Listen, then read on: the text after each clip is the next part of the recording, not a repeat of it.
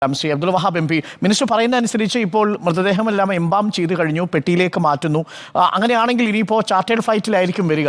സാധാരണ രീതിയിൽ ഇങ്ങനെ ഇന്ത്യയിൽ നിന്ന് കൂടുതൽ ആളുകൾ മരിക്കുമ്പോൾ ഡൽഹിയിലേക്ക് വിമാനത്തിൽ കൊണ്ടുവന്നതിന് ശേഷം പിന്നീട് നാട്ടിലേക്ക് കൊണ്ടുപോകുന്നൊരു രീതിയാണ്. പക്ഷേ സംസ്ഥാന സർക്കാർ ആവശ്യപ്പെട്ടിരിക്കുന്നത് കൊച്ചിയിലേക്ക് കൊണ്ടുവരണം. കാരണം ഇവിടെയാണ് ഏറ്റവും കൂടുതൽ ആളുകൾ മരിച്ചിരിക്കുന്നത്.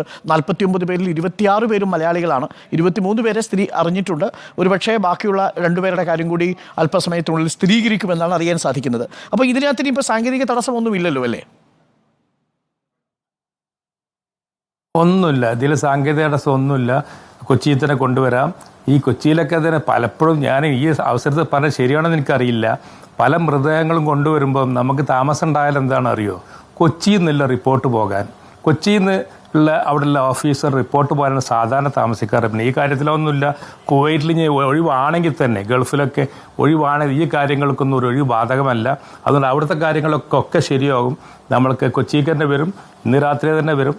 മന്ത്രി എത്തുന്നതിന് മുമ്പ് തന്നെ അവിടുന്ന് മിക്കവാറും പുറപ്പെടാൻ സാധ്യതയുണ്ടെന്നാണ് എനിക്ക് കിട്ടുന്ന വിവരങ്ങൾ. ഓക്കെ, അതായത് എം പിക്ക് കിട്ടുന്ന വിവരം അനുസരിച്ച് KMCC പ്രവർത്തകരോ ഒക്കെ നൽകുന്ന വിവരം അനുസരിച്ച് അല്പസമയത്തിനുള്ളിൽ ഈ 26 മൃതദേഹങ്ങളും എനിക്കൊരു 49 മൃതദേഹങ്ങളും വഹിച്ചുകൊണ്ടുള്ള വിമാനമായിരിക്കും കൊച്ചിക്ക് വരിക. ഇവിടെ നിന്ന് പിന്നീട് ഡൽഹിക്കായിരിക്കും പോകുക അല്ലേ, ബാക്കിയുള്ളവരുടെ മൃതദേഹങ്ങളുമായി അല്ലേ? അല്ല, അങ്ങനെ എങ്ങനെ കൊണ്ടുവരാൻ പറ്റുന്ന വിമാനമാണ് പോകണമെന്ന് എനിക്കറിയില്ല വ്യക്തമായിട്ട്. പക്ഷേ അധികം മലയാളികളുടെ കാര്യങ്ങളൊക്കെ കൊച്ചിയിലേക്ക് തന്നെ ആയിരിക്കും വരിക. അതിൻ്റെ എല്ലാ സംവിധാനങ്ങളും ഉണ്ട്.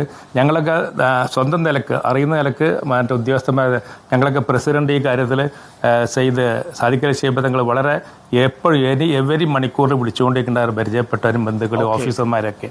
അതുകൊണ്ട് അതൊന്നും വലിയ പ്രശ്നം ഉണ്ടാവില്ല. ഗവൺമെന്റ്, യൂണിയൻ ഗവൺമെന്റ്, സംസ്ഥാന ഗവൺമെന്റ് എല്ലാവരും ഒന്നിച്ചാൽ ഒരു ഹെൽപ്പ് നമുക്ക് ഒരിക്കലും മറക്കാനാവാത്തതാണ്. നമ്മൾ ഈ ദുരന്തമുഖത്തിൽ നമ്മളെല്ലാവരും ഒരുമിച്ച് നിൽക്കുന്നു എന്നത് കൂടി ഒരു പ്രത്യേകതയാണ്. Thank you Shri Abdul Wahab M P ഈ സമയത്ത് നമ്മളോടൊപ്പം ചേർന്നതിന്. Thanks a lot.